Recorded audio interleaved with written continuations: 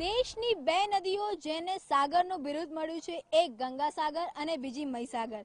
આજે અમે મહી નદીના કિનારે છીએ, ત્યારે મહી નદીની આસપાસના ગામડાઓના લોકોનું કેવું જીવન છે, આ મતદારોનો કેવો મિજાજ છે, રોજબરોજ કેવા પ્રકારની સમસ્યાઓથી તે જૂજી રહ્યા છે, શું સમસ્યા છે, શું સમાધાન છે અને શું મિજાજ છે, તે જાણવાનો સમજવાનો TV9ની ટીમ દ્વારા પ્રયત્ન કરવામાં આવશે. સીધી વાત કરીએ આપની સાથે, કેવા પ્રકારની સમસ્યાઓથી રોજબરોજમાં તકલીફો થઈ રહી છે, શું કેવું છે આપનું? બેન એમ હે કે લિફ્ટ ઇરિગેશનની જરૂર છે આ ગામમાં. ખેડૂતોને પાણી મળે તો સિંચાઈનું કામ થાય, તો અનાજ બનાજ વધારે મળે તો એમને રોજીરોટી પૂરી. ઘાસચારો હે, ઘાસચારાની તકલીફ પડે છે એમને. નદી કિનારે વસતા તમે બધા ગ્રામજનો છો, પીવાના પાણી અને ખેતીના પાણી કેટલા મળી રહે છે? ઓછા મળે છે બેન અત્યારે પાણી. અને સરકારથી નિવેદન કરીએ છીએ કે આ જે મોંઘવારી છે એ સરકાર આયા પછી બી ઓછી થવા જોઈએ. શું છે કાકા અહીંની સમસ્યાઓ? હાજી, અમે લગભગ 2 મહિના ઉપર પેલા દાખલા માટે અમે ઝુંબેશ કરી, પણ આ સંતોષકારક અમને જવાબ ના મળ્યો સરકાર શ્રી તરફથી. અને અમે કયા દાખલા માટે ઝુંબેશ કરી? પેલા આદિવાસી, હા, એ મારે એ દાખલા મળી જાય તો અમારે દરેકને બધાનો લાભ મળે એમ છે. આ ગરીબ પ્રજાને કેવા પ્રકારનો બદલાવ ઈચ્છો છો, શું કહેશો? એ અમારી સરકારશ્રીને એ છે કે આ મહીસાગર જિલ્લાનું એક મુખ્ય તીર્થ સ્થાન ગણાય છે. આમાં દર પૂનમે મહાઆરતી થાય છે, જેમાં 1000 થી 1500 લોકો ભેગા થાય છે.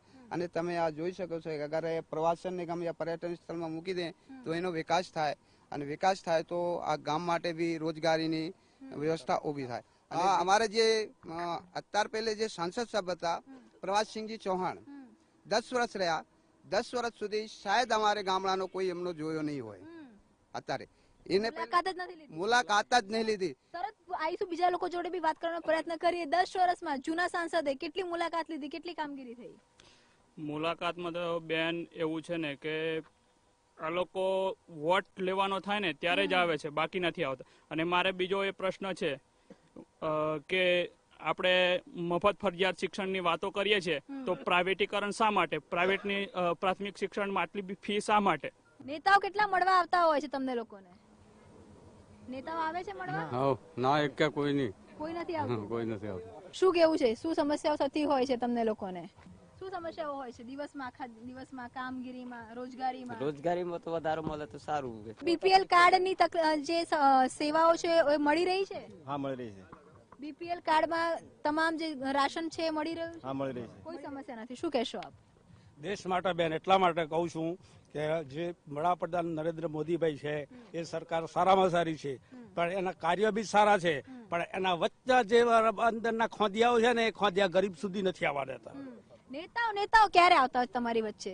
છેલ્લે ક્યારે જોયા હતા? કયા નેતાને? નેતાઓ તો ખાલી ચૂંટણી પર વોટ ના લીધે આવે, વોટ લેવા માટે કે આ મતદાન હતા, મતદાન કરજો એવું કહેવાય, પણ મતદાન કર્યા પછી કોઈ માણસો આવતા જ નથી અહીંયા. રોજગારીમાં લઈને યુવાઓને કેટલી સમસ્યાઓ આવી રહી છે? સમસ્યાઓ તો છે, પણ અત્યારે થોડું ઘણી રોજગારી મળી રહે છે. રસ્તાઓ માટેની ગ્રાન્ટ ફાળવી દેવામાં આવે છે, રસ્તાઓ બનતા નથી બનતા. રસ્તાઓ બનતા નથી. શું કહેશો, કઈ સમસ્યાઓ અત્યારે આપના લાગી રહી છે અને કેવું નેતૃત્વ હોવું જોઈએ? અમારે સર એવું છે કે મોદી સરકારથી અમને બહુ ખુશી છે, અમને પાણી હાણી બધું આપે છે, પણ થોડી અમારા ધંધા રોજીમાં થોડી કમી છે. શું ઈચ્છી રહ્યા છો, કેવા પ્રકાર ની તકલીફો હોય છે, શું સમાધાન લાગી રહ્યું છે આપને? મોદી સરકાર. તકલીફ શું છે? તકલીફ તો શું છે કે અમારો આ મહીસાગર જિલ્લો છે, બાજુની અંદર ગામના ખેડૂતોને પાણીની બહુ તકલીફ છે ને અમે સરકારને એવું નિવેદન કરીએ છીએ કે અમારા ખેતી પ્રધાન દેશ છે, એટલે ખેડૂતોને થોડી પાણીની તકલીફ છે, તો અમે સરકારને એવું નિવેદન કરીએ કે અમારા ખેડૂતોને પાણીની સગવડ મળે, એવું અમે થોડું નિવેદન કરીએ. મારા શું કહેશો?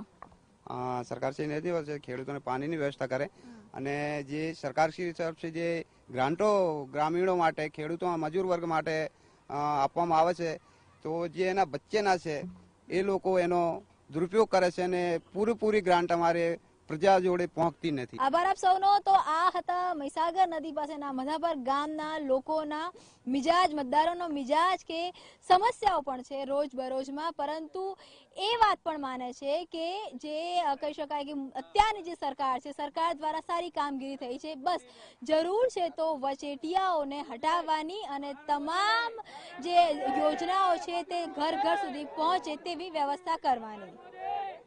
કેમેરામેન ઇમરાન સાથે કિંજલ મિશ્રા, TV9 માધાપર.